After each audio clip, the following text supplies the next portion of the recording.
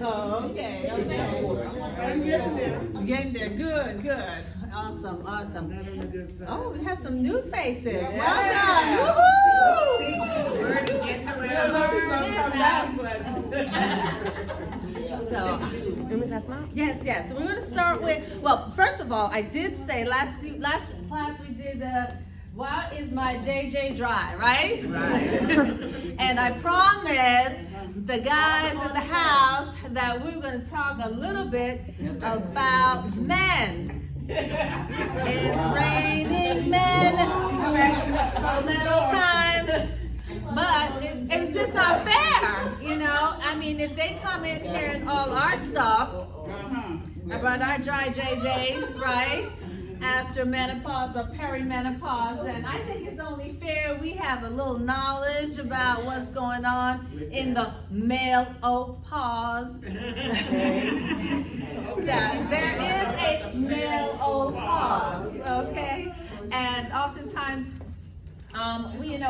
things change. As you get older, things change. We don't want them to change, but they change. Besides the graying of the hair, and sometimes the loss of hair. And as we talk about loss of hair, especially in women, hair loss comes from hereditary. Right. It's if you can look in generations, you can see a mother may have it, a grandmother may have it, and it often starts with a circling pattern. You start circling, so then you start sweeping things to the side, sweeping to the other side. Right, because it's the center, it's like a little cap, that you start to lose, and it starts with thinning. You start seeing more hair. You should be losing hair every day. It's not a problem. But when it starts falling out like you're shedding, it can be two things. Nutrition, because hair is expendable. If your hair is falling out, your nails are brittle and breaky, that's irrelevant to the body compared to your heart and compared to breathing, and your lungs. So it's not going to spend the little food that you give it on taking care of your hair, making it long. So it's real important that your nutrition be sound. Things like biotin, which is good for your nails. Things like calcium, right? Vitamin D also not only helps your bones, but the rest of your body, right? And iron, your blood count. A lot of people going vegan, but they're an imbalance. It's okay being vegan. It's okay, losing the animal protein in your diet, but you need your protein to build good, strong muscles and bones. Oh, you're in fitness programs, which is amazing, but if you want to keep those joints solid, make sure you're getting enough protein, and that can come from legumes and nuts and all the beans, and they're like hundreds of beans. Red beans, black beans, green beans, and you can work lentil, and that will provide you with quite a bit of protein, and you need that for your strong muscles, right? So back to the menopause. What's going on? Men are losing hair too, right? And some don't. Some keep it nice and fluffy, but hair grows from here to somewhere else, You can start getting the bush somewhere else, and you lose it on top of the head, right? And it gets coarse. You ever notice that hair is really itchy? Yes. Okay? And it gets itchy and thick when it used to be soft and curvy, look like a baby. No, it's harsh, it's brittle, and thick. But all in the wrong place. It's not in the hair. And that has to do with hormones dropping. In women, estrogen going down. We talk about the estrogen and the effects of estrogen. And men, the testosterone start to tank. Okay? Things to help with your testosterone. Weight training. Everyone wants to go for walks. Oh, let's walk. But if you want to improve your sex drive and your energy and your desire to do things, the number one thing you want to do is improve your testosterone level. That's our drive factor. It's not only in men, it's in women also. Where you have no sex drive, that has a lot to do with the fact you've tanked. But in men, where theirs is much higher than women, it also starts to go down. And that affects, that's where you get the couch potato. You want to go to the movies? Nah. You want to go dancing? Nah. You want to go hang out in the park? Nah. I'm good. I'm good. And they start developing that spread, right? Yes. If you start getting the no, it may have nothing to do with you. It literally has to do with hormones. And it can be confused with depression. It's not depression.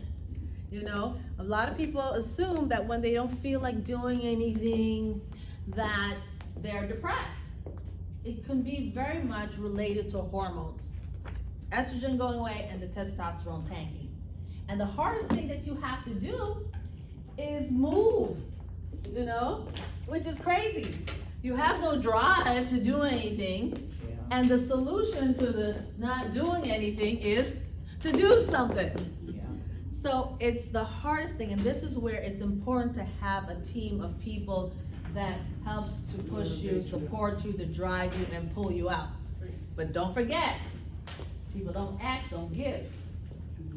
Remember that talk 2 weeks ago? How many are guilty? How many's been still giving before people ask? Who's still in the giving without asking zone? Yes. Okay.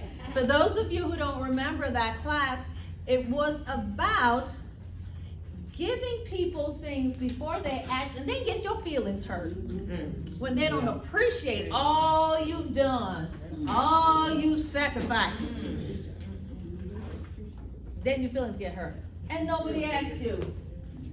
Or you sacrifice, well, I won't pay my light bill right now. I'll delay it a little bit just so I can help her pay her cell phone bill. And no. And then when they don't feel the gratitude, homage to you for your sacrificial offering. No. They keep on their merry way, and your feelings are hurt. So the rule of thumb is, wait for people to ask. Okay? So that, and it's scripture. Ask and you shall receive, seek and you shall find. It didn't say volunteer to give, and, you know, because you want to also give rightly. You know, give somebody $10 and they need 20. That's not right. You know? If they need 20 and they ask for 20 and you can give 20, that's what you give. You know, if you're able.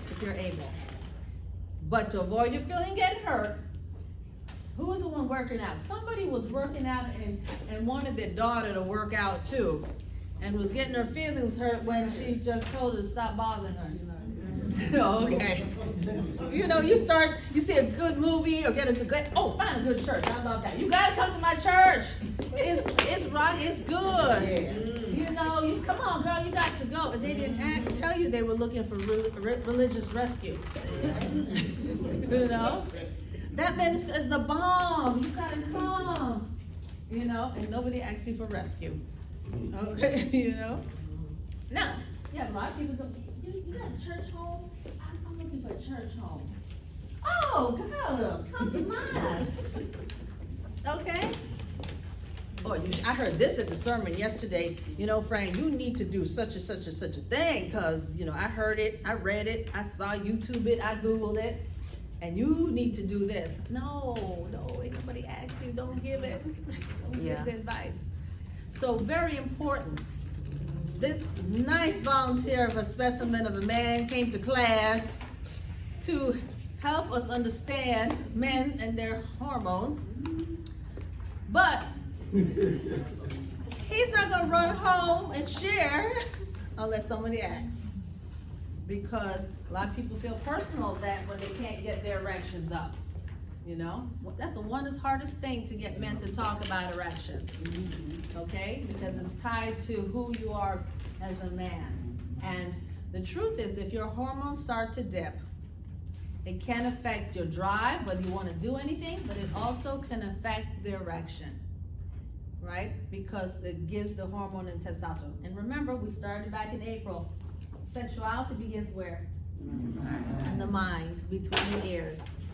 If you're not turned on, no amount of injecting with that testosterone is going to help. But if your testosterone is low, ask your doctor. If you're feeling low and blue and tired and having no activity or feel like doing nothing, ask your doctors to do your testosterone level. You want the free and total. You also want your thyroid level checked. Women also, get your thyroid checked. A lot of people thyroids are tanked.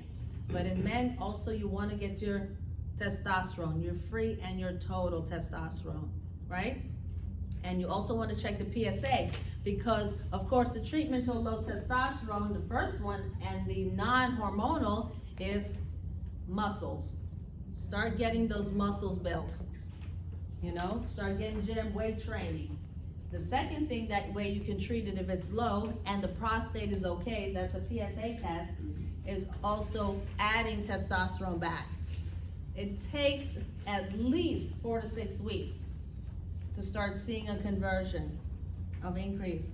But I've heard men within 1 week of getting that first testosterone injection, they're ready to go. Work out. Work out. Work it out. Okay? But first thing, get in the gym.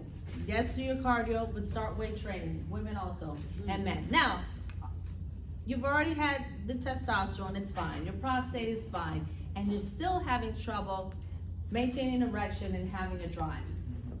Very important to know that within the male penis,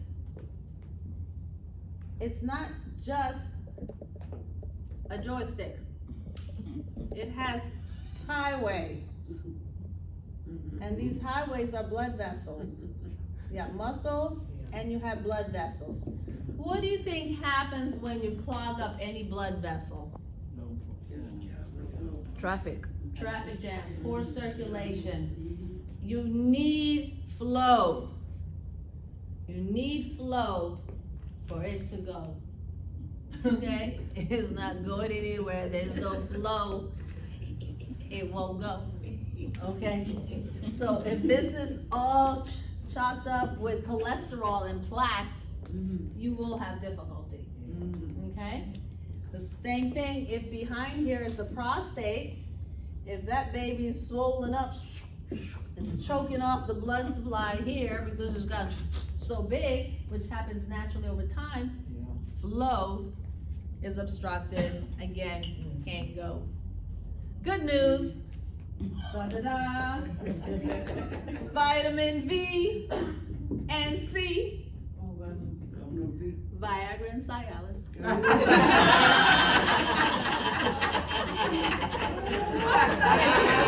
Vitamin B and C. That's not funny. We laugh about vitamin B, you know? Hey, don't laugh, we got the pink V. Did you know there's a pink V? Really? Yes, there is a Viagra for women. No. Yes, yes, there is. Ask for the pink pill. The guys ask for the blue pill. Ladies, you can ask for the pink pill. Yes. And again, you are not going to go if your mind isn't right. The most beautiful, gorgeous person will not give a rise to the occasion if your mind is not right. What am I gonna do? How am I gonna pay my rent? The mortgage is due. Them children drive me crazy. I just can't. If your mind's not right, nothing goes. Nothing happens. It doesn't matter. You can walk around naked. Look at me shaking. No, it means nothing. It means nothing if the mind's not right. You know? Or you're mad or angry or whatever we taught. Some people like smells and fragrance, remember, and clean houses. And if that's not affecting the mind, nothing's going to go. But chemistry is important. Diabetes affects flow. Hypertension affects flow. Cholesterol affects flow. So if those things are out of order, don't think you can be out of order and still, get your Jimmy. No, you gotta stay in order. Keep your blood pressure control. Keep your cholesterol control. keep your diabetes under control. And those things will help function. And if all else fails, I don't know why men get all the good stuff. They will exchange. They got an exchange program for men. Did you know that? Would they change it? They change it out. They have an exchange program. Unlike women, we don't get an exchange program. They're not going to switch out the old JJ for a new JJ. You know, they're just not. But men who have sexual dysfunction, if it's not helped by clearing the highways, if it's not helped by this tablets and pills, if it's not helped by injections, there's a thing called injections that helps stimulate. There's a final thing, which is surgical assistance. Yes, and no, you cannot have a elongation enlargement. That's plastic. That's plastic surgery. That's just another subject altogether. So I did promise men that I was going to address that because they felt a little unfair that it was always about the women. So, any questions? Women, men, anyone have a question? No. Don't be shy. If the person have the prostate removed Yes. early, would that interfere with? If sexual function? Yes. Depending now. 2022, lots of wonderful things are happening in 2022. Before that, it was almost a 60 to 80% chance that all function will be gone after a prostate removal. So they've gotten really good. They're using computer, stereotactic localization. In other words, they've got a better laser for surgery. Why would someone want to remove their prostate? I'm sorry? Why would someone- Problem if they? Why would someone want to remove the prostate? Want to use? To remove the If it has prostate. cancer, Okay. yeah, it's going to be a life and death decision. And there are many men who decide I prefer death. Oh, wow. They don't go. And PSA should be under 4. You start getting to 8, 10, 12, 50, 100. That's a diseased organ. The organ's diseased, and it's recommended that it be removed. But a lot of men decide that, look, I'm not going to run the risk of having a 10% loss of function, and not just sexual function. We're talking urination. You know, where you're not able to control your urine. Wow. And women, we know that. Sometimes we go to hysterectomies and we end up with with incontinence. You know, we have babies, and the babies, until you leave their trail of destruction, you know, the trail of destruction. Some of the big babies move the whole, living room around, and then the uterus over here, the rectum's over here, and so incontinence will show up sometimes when the prostate is removed, like with the uterus removed. And incontinence not only urinary incontinence, but also on a rare occasion fecal incontinence. So those, I have to tell you, risks. Those are risks. But again, life and death. Question. What most of the hysterectomy and lower estrogen, does the testosterone over time automatically increase? Good question. If now that the estrogen goes away, the question was, if a person has a hysterectomy, the entire uterus removed and the ovaries, does the testosterone increase? Because now the organs that provide you with estrogen are gone. Okay? So will you have more testosterone? And that's that, if you read the literature and study it, not necessarily. Because there's a set amount of testosterone that's produced. Also, the thyroid plays a function in our hormones. So that's why having the thyroid under control, even if it's a minute amount, there is stimulation for all our hormones in our body. So not necessarily will your testosterone, but enough testosterone is increased that what you see sometimes with the hysterectomy is what?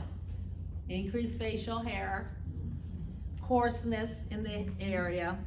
Of course, we get the dryness in the vaginal walls, but not to the degree, if you start getting very aggressive and agitated, and because the estrogen is gone, and mood swings and things like that, that needs to be evaluated whether or not that testosterone has gone way high. So on a note, one of the treatment I said was testosterone injections. If anybody you know is getting testosterone injection, and a lot of men use it to help build muscles, you know, it's part of the longevity hormones that you can get. You gotta be careful that you don't get too much. They're the ones on the break, the horn, move, yelling out the window, move, you know. You ask them a question, what? What? Yeah.